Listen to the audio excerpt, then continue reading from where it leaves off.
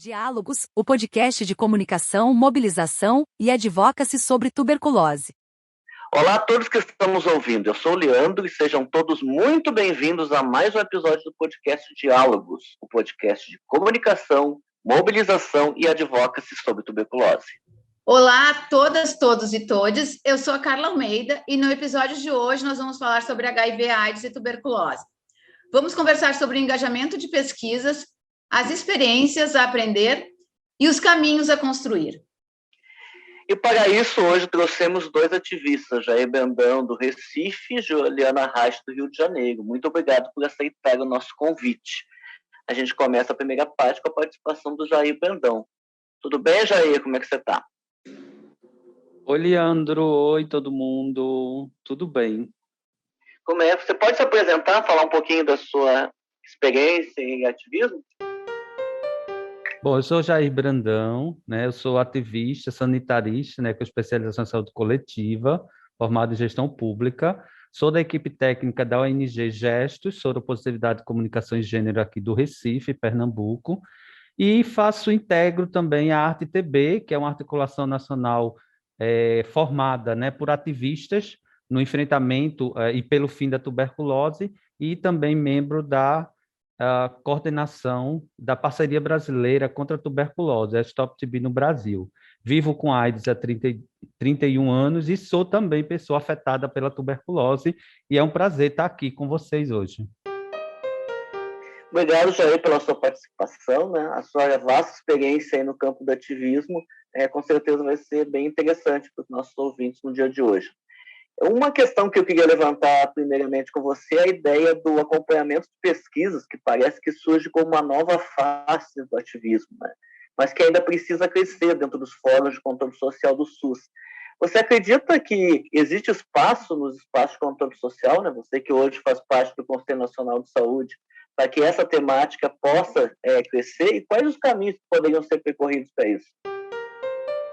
Bom, veja, infelizmente, não é um tema que tenha visibilidade, né, nos espaços de controle social e também dentro de fóruns, né, de movimentos sociais. Então, por exemplo, a gente tem aí os conselhos de saúde, né? Então, eu identifico mais essa discussão num Conselho Nacional do que em conselhos locais, como eu faço parte também, né? E aí, e a discussão, quando vem para o Conselho, é sobre os CEP e não sobre comitês comunitários, né?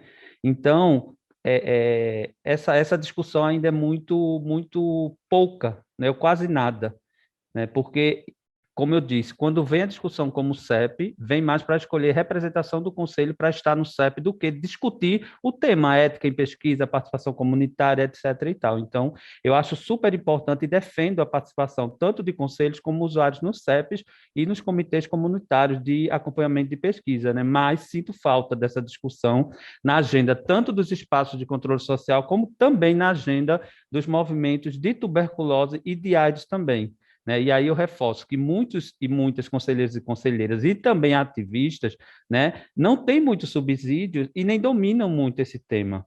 E aí o resultado disso é justamente a invisibilidade do tema nesses espaços e também não se torna muito atraente por não ser uma discussão permanente, né, nesses locais ou pontualmente também. Então, e principalmente nesse cenário atual, onde a gente tem, estamos vivenciando, né, uma negação em relação a vacinas e também muita fake news em relação às pesquisas. Jair, estava te escutando aqui e uma das questões que a gente sabe que que impactam muito nessa discussão sobre participação comunitária, engajamento comunitário em pesquisa, um distanciamento da maioria dos ativistas desse tema, né? Certamente é um tema mais árido, eu acho que tu pontuou muito bem que ele sempre fica a discussão fica sempre relegada aos comitês de ética e pesquisa, até porque são instâncias que são obrigatórios os protocolos serem submetidos, né? Acho que tem um grande desafio aí para a gente de aproximar essa temática do engajamento comunitário para o acompanhamento de pesquisas dos movimentos sociais em tuberculose e em HIV e AIDS. A gente já tem aí uma trajetória maior, né? O ativismo em HIV e AIDS, ele serve de referência para outros movimentos de saúde, né? Há bastante tempo, oferecendo experiências e exemplos a serem considerados. No caso do acompanhamento comunitário de pesquisas, sobretudo em tuberculose, quais são as lições aprendidas que tu acha que podem servir de inspiração para o movimento de TB? Veja, eu acho que trazendo o que Carla pergunta, né, que justamente as lições aprendidas, né, que você acha que pode servir para o movimento de AIDS para a tuberculose, eu acho que a AIDS ela tem muito que contribuir, como também a TB. Então, na AIDS você tem uma excelente iniciativa, que é o acompanhamento de pesquisas. A gente tem um boletim de vacinas e de pesquisas, né, que o GIV ele coloca, né, periodicamente. Então, é um produto muito importante e educativo também, né? É uma ótima ferramenta para entender melhor sobre as pesquisas, também se atualizar. Eu acho que o envolvimento do movimento AIDS, que já participou muito da CONEP, né, que é a Comissão Nacional de Ética e Pesquisa do Conselho Nacional de Saúde, eu acho que subsidiou muito o movimento AIDS para essa discussão.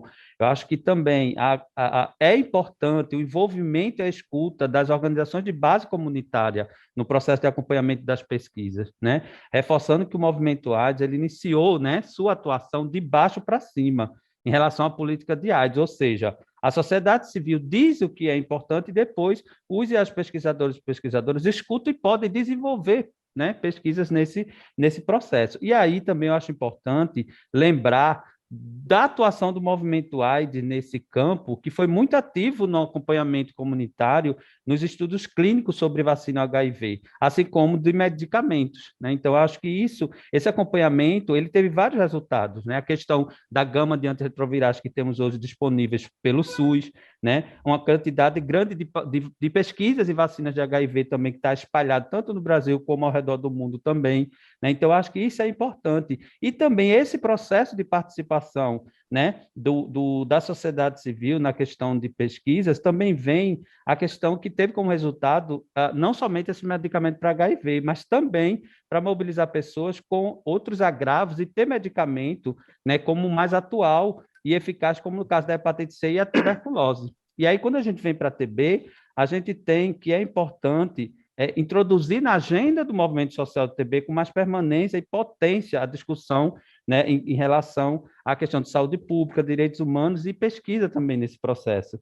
E o movimento de TB precisa também pressionar o Departamento Nacional de AIDS e o antigo Programa Nacional de Tuberculose para que o retorno do CTA também, que era o Comitê Técnico Científico Assessor do Programa de Tuberculose, que tinha participação também da sociedade civil. Uma outra questão que eu acho que é de extrema importância também, pode parecer para muitos que não, mas é a declaração também, que é a Declaração dos Direitos da Pessoa Impactada pela Tuberculose, que é uma declaração de 2019, e que essa declaração nela tem vários artigos que cola muito, faz um link muito da importância e também da recomendação da participação das pessoas afetadas pela TB, né, no processo de pesquisa, né, no processo do comitê de acompanhamento. Então, esse documento é um documento político mundial e também é importante ser visibilizado. E, por fim, em relação a isso, nós temos aí uma experiência excelente, que é o CCAP, né, de tuberculose no Brasil. Então, é um exemplo importante,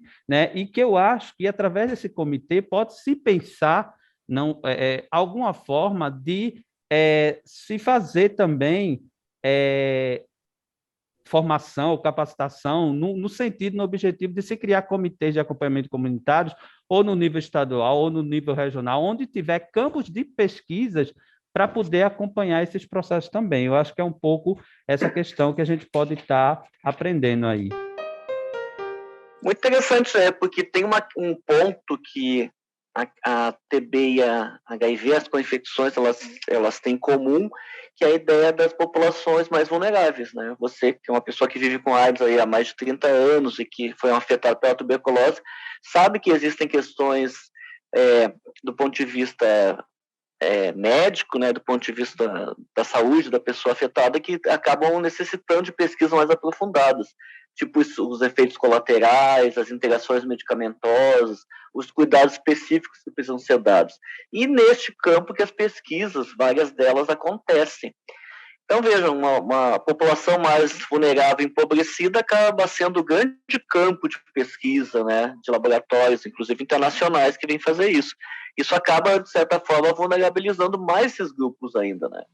Porque não há um acompanhamento efetivo das questões de ética e de direitos humanos em relação à realização dessas pesquisas.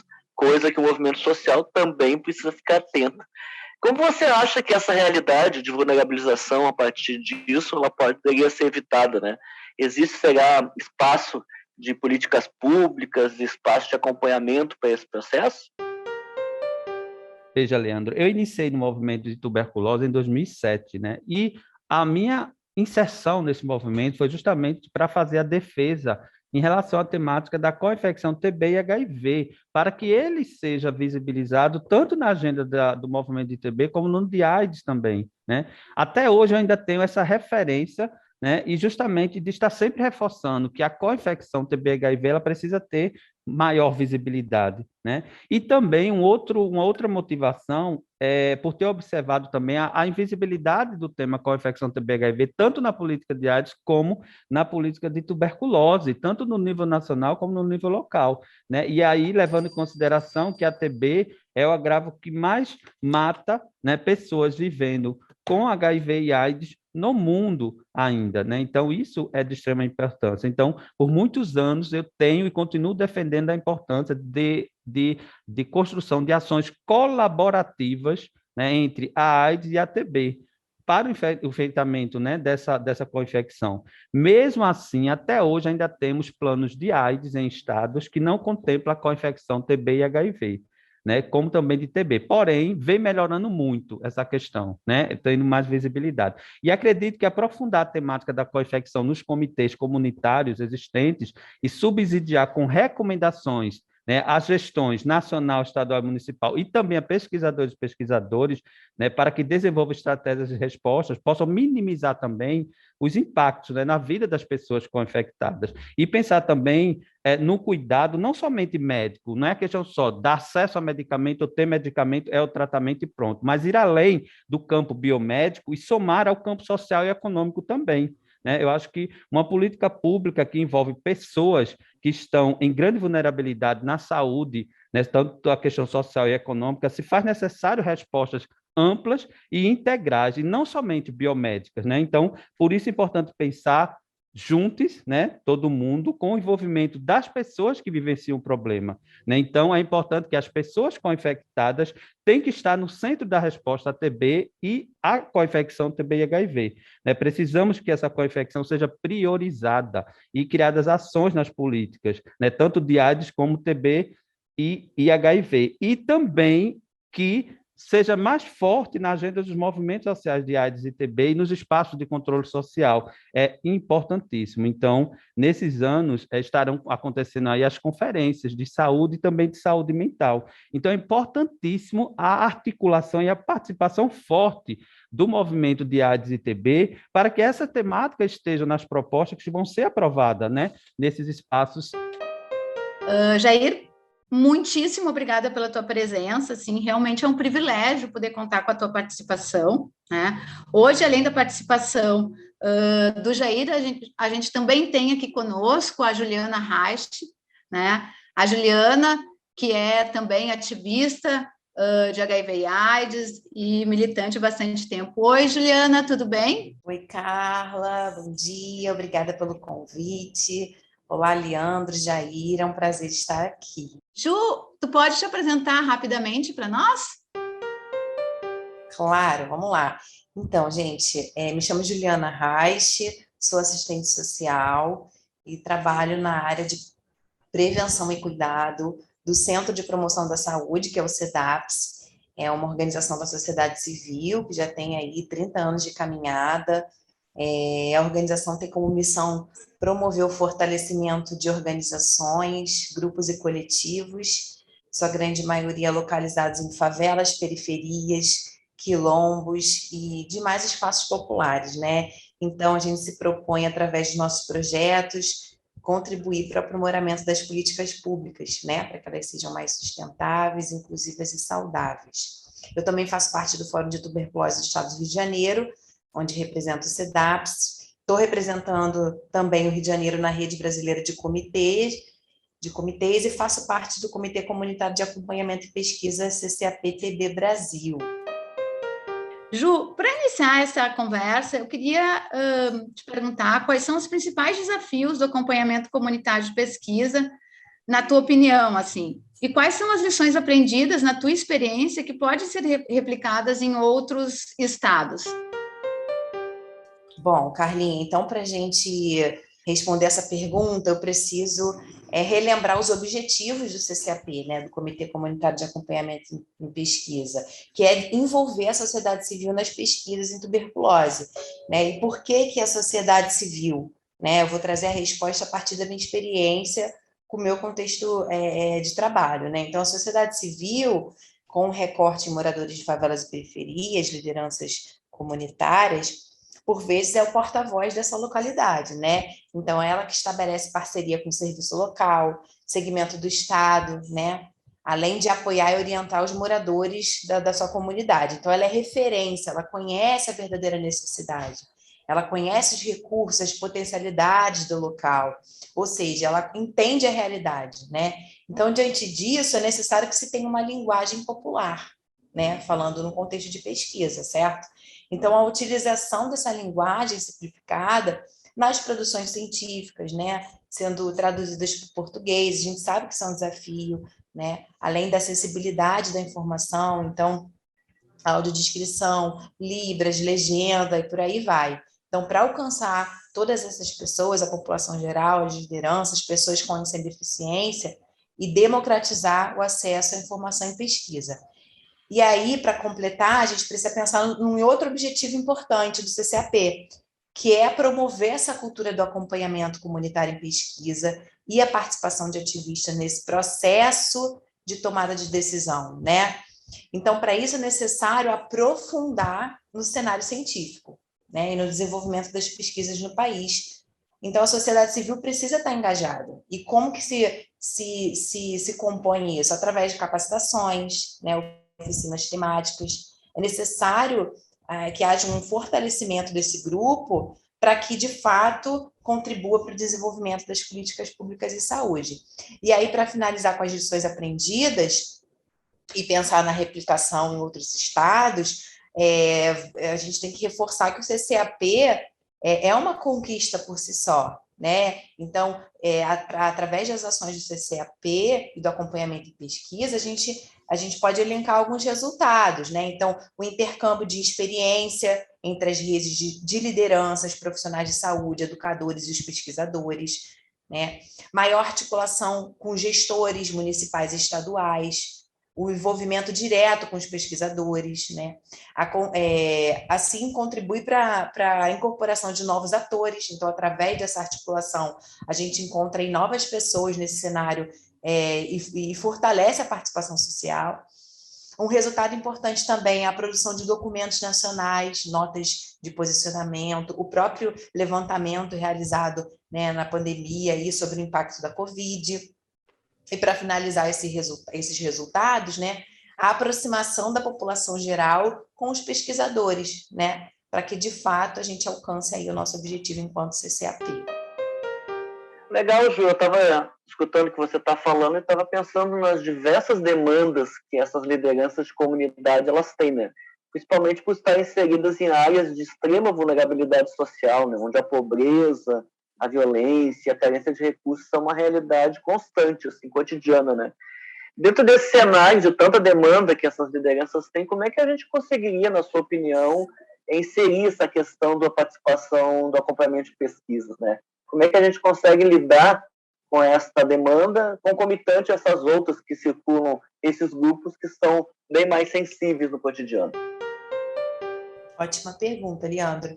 Então, primeiro, entender que, de fato, a participação da sociedade civil é fundamental, né? E aí a gente tem que voltar um pouquinho aí pelo que você trouxe dos territórios, né? Essa desigualdade social que você falou, a gente começa a escutar ela muito mais robusta em 2020, 2021, mas a gente sabe que isso é muito antigo, né? Então, a gente sempre discutiu esses desafios, né? Nesses espaços mais vulneráveis, né? Então, a gente sempre discutiu os determinantes sociais relacionados a condições de saúde desses territórios, né? Nos nossos encontros, sempre destacamos que esses territórios específicos que envolvem a pobreza não possuem saneamento básico, né? Alta concentração de pessoas, ausência de ventilação, né? São condições que influenciam diretamente a vida da população e o envolvimento no advocacy, no controle social, não tem jeito, né? Então, a tuberculose está muito ligada à pobreza.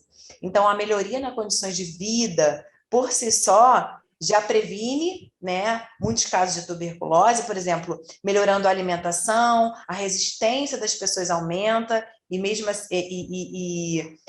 se ela for infectada pelo bacilo, tem menos risco de adoecer, né? Então, melhorando a condição de habitação, torna mais provável, menos provável o contágio, né? Então, isso porque quanto mais íntimo o contato com a pessoa com a tuberculose, mais chance tem de se infectar com o bacilo. Então, a gente sabe que esses determinantes, né, seja locais úmidos, mal ventilados, sem sol, aumentam a chance de transmissão. Então, por isso, pessoas que residem nessas moradias que você falou têm mais chance de adoecer por tuberculose. E agora, respondendo a sua pergunta, né, a melhor estratégia para alcançar, de fato, e envolver a sociedade civil é estar no território. Então, o pesquisador, né, as pessoas que constroem a política precisa conhecer a verdadeira demanda e necessidade, desafio daquele território, né, do que se desdobra aí a tuberculose. Então, assim, você envolve de fato a população quando você está no território. Então, o pesquisador ele precisa sair da academia, né? A gente costuma dizer aí, colocar essa frase, a importância do envolvimento e de estar na ponta. Enfim, pensando nessa experiência histórica que o CEDAPES tem junto às comunidades, né? Como é que tu percebe, assim, na tua perspectiva, como é que tu acha que é viável tornar compreensível essas temáticas para as lideranças comunitárias que são leigas nesse tema, né? Nesses assuntos relacionados a acompanhamento de pesquisas, né? E quais as melhores ferramentas e tecnologias para isso? Então, como tornar isso compreensível? Como eu falei anteriormente, a linguagem simplificada e popular é fundamental, né? Porque isso mostra interesse em divulgar de fato a informação e conhecer a realidade, né? Então, também importante o constante envolvimento da sociedade civil, ela precisa ser ouvida de fato. A escutativa é fundamental dentro das pesquisas de tuberculose. Isso estimula a sociedade civil a cultura do acompanhamento comunitário. Então, através desses encontros, dessas reuniões, para que realmente a população possa trazer a sua demanda, as suas experiências, ser ouvido de fato, não só por algo formal, mas de fato ser pensado e construído a diversas mãos. Outra forma de envolvimento são os espaços de mobilização e discussão com o poder público, né? Então, lideranças comunitárias estarem presentes nesses espaços, população geral estar presente nesses espaços. Então, a gente tem como exemplo aqui no Rio de Janeiro a Frente Parlamentar de Prevenção e Combate à Tuberculose da Câmara Municipal do Rio de Janeiro, né? E outra Frente Parlamentar de Combate à Prevenção de TB e HIV da Assembleia Legislativa do Estado do Rio de Janeiro, da ALERJ. Então, são iniciativas onde a população geral, a sociedade civil, se envolve aí na construção de política. Outra sinergia importante é colaborar para que esses espaços de decisão e de políticas públicas em tuberculose e pesquisas sejam de real interesse da comunidade, né? Então, precisa ter um envolvimento das duas partes, né? A participação também em espaços de controle social, como os conselhos distritais, municipais de saúde, fóruns de tuberculose, né, grupos de trabalho. Então, esse envolvimento com a sociedade civil, ele é fundamental para, de fato, a gente pensar em ferramentas e melhorias, né? Então, o fórum, por exemplo, é uma instância de mobilização, articulação, representação política, né, de coletivos, de organizações da sociedade civil, gestão, profissional de saúde. Então, aí é um espaço mensal, né, aqui no Rio de Janeiro, onde a gente se encontra para pensar junto nos desafios, né? Então, exemplo, um hospital importante de referência e tratamento da tuberculose está para fechar. Como é que a gente pode juntos, sociedade civil, governo, serviço, pesquisadores, pensar em ações, em políticas para a gente reverter esse quadro? Então, a sociedade civil ela tem a sua expertise e isso precisa ser valorizado, isso precisa ser visto. Então, ouvindo tanto a Ju quanto o Jair, assim, fica bastante evidente que uma das questões que é fundamentais para a gente avançar nesse campo da pesquisa é a gente estreitar, né, os espaços de comunicação entre pesquisadores e sociedade civil e comunidades afetadas, né, não só para que as comunidades possam compreender a importância a importância do acompanhamento comunitário nas pesquisas em tuberculose, mas também para que os protocolos eles reflitam né, as demandas e os questionamentos e inquietações das comunidades, né, e realmente possam reverberar em políticas públicas que melhorem, né, a qualidade de vida das pessoas e das comunidades afetadas pela tuberculose. Então, eu queria agradecer muitíssimo a participação da Juliana Reich, do Jair Brandão, e queria abrir para vocês para comentários finais, assim, vocês teriam alguma coisa a acrescentar? Jair, Ju, realmente é um privilégio ter vocês aqui hoje. Oi, Carla, eu teria, que eu acho que a Juliana trouxe várias questões de extrema importância que a gente poderia conversar, eu acho que o dia todo aqui, mas eu acho que 3 questões que ela traz é fundamental nesse processo da participação dos usuários e usuárias, né, e da sociedade civil nos comitês comunitários. Eu acho que o pesquisador precisa sair da academia, eu acho que foi uma mensagem-chave, né? A linguagem acessível e atrativa também, tanto para o usuário como para a sociedade civil, e a escuta ativa. Acho que essas 3 mensagens-chave foi fundamental e é importantíssimo nessa discussão. Porque quando a gente vem para as pesquisas, você tem ainda desafios que é o quê? A participação do usuário e da usuária, né, que nunca não, mas muitas vezes não se dá no processo de construção e planejamento da pesquisa.